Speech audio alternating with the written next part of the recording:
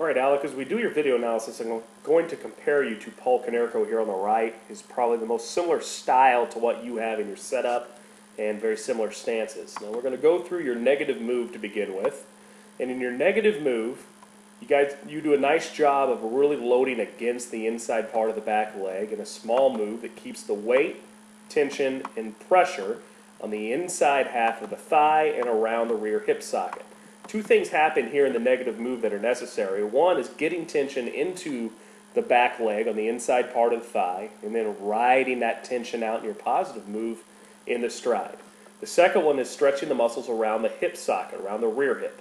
If you can think of the rear hip as being the spring of the swing, you'll notice how your hips turn slightly inward into a coil, and you maintain that coil out into your positive move. So those parts of the negative move you're doing very, very well. As we get out into your positive move, you're going to notice a lot of similarities between you and Paul Konerko. First, in the negative move, Konerko gets the same inward turn.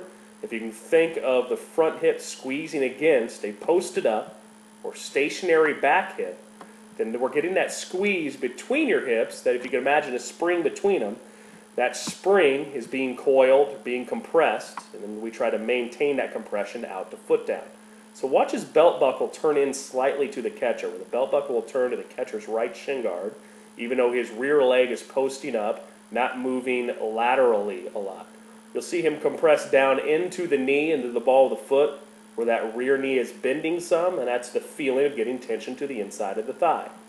Now he maintains this tension all the way out into foot down. The coil is maintained, and the tension remains in the back leg before he begins rotation. So in his mind, he has a lot more tension here on the rear leg than he does on the front one, and the stride foot is very light. The difference between you and Konerko at this point is your energy slides past center before you rotate. So if we were to put the foot down here and then begin rotation, your body would be in a very good position. But you get what's called over separation. You start going farther forward of center, as you can see yourself leaking into that front leg now, and you're running away now from your hands. So you're getting over separated on the backside, which causes some unnecessary length in your swing. At the foot down position, your hands at launch will be here, shoulder level, beyond the back shoulder, not beyond the tip of the back elbow. And the rear elbow is now in a position that we call a scapload. That means the rear elbow is pulling back, resisting the upper body's rotation, creating torque between the upper body and lower body, meaning my lower body is beginning to unwind while the upper body resists that rotation. In the scapload, that rear elbow pulling back, pulling your hands back, resisting rotation, is what keeps your front shoulder closed. At some point, every hitting coach has told a student one time or another, hey, your front shoulder is flying open. Well, what keeps that front shoulder closed is the pull back of the hands in the rear scap of the elbow going back towards the blue wall behind you. That's where you're feeling that pull of keeping your front shoulder closed. That's what creates the torque between the lower body and upper body. That's the separation between the two.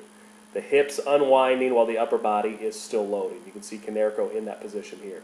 So you get a little over-separated, which causes your rear elbow to start slotting before it should.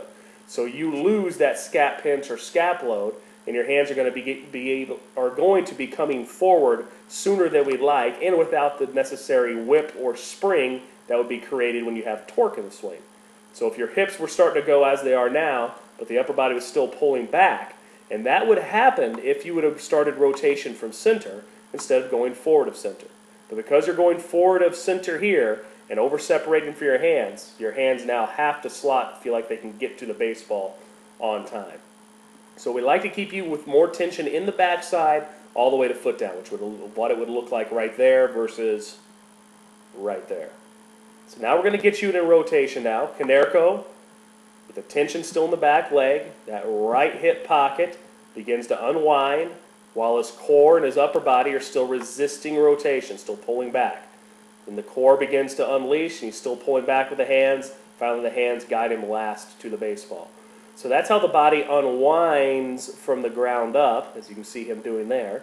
And yours is a little more in one piece because we mentioned earlier that your hands are slotting too soon because you're over-separating.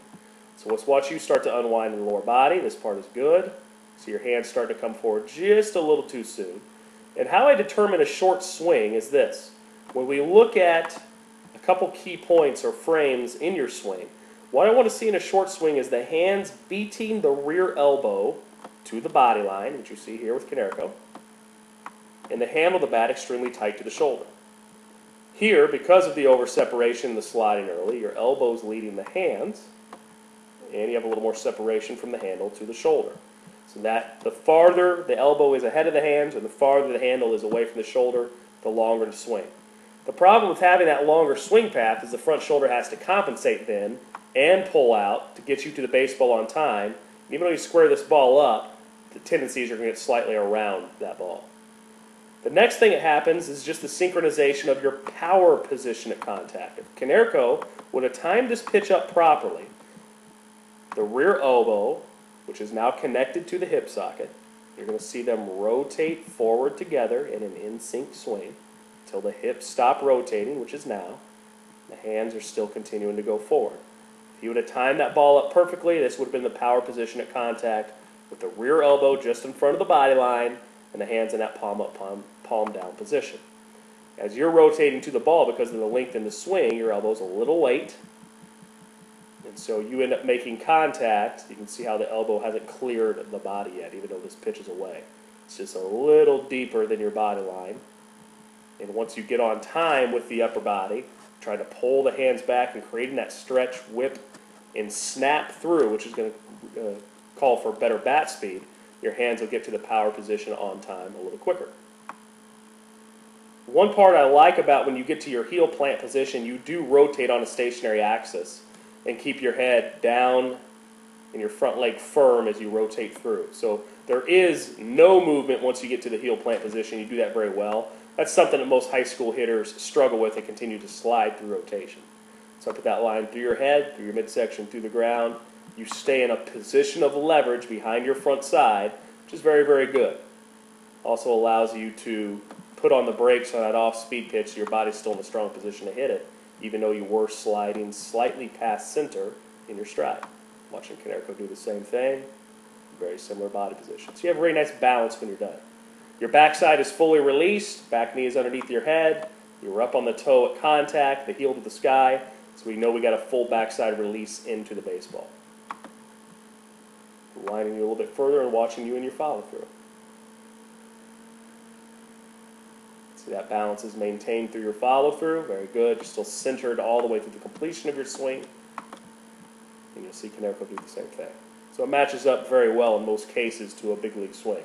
The two things that I would like you to work on as we continue to go forward is I'd like you to see or try to maintain that tension in your back leg all the way to foot down. The feeling of being very light on the stride foot and trying to keep that tension around your rear hip and into the back leg.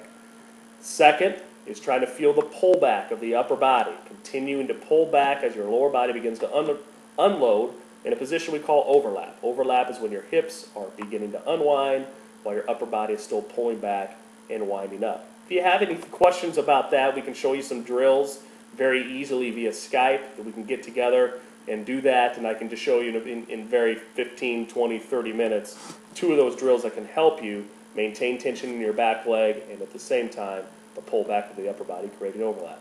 A very good start of a very high level swing here.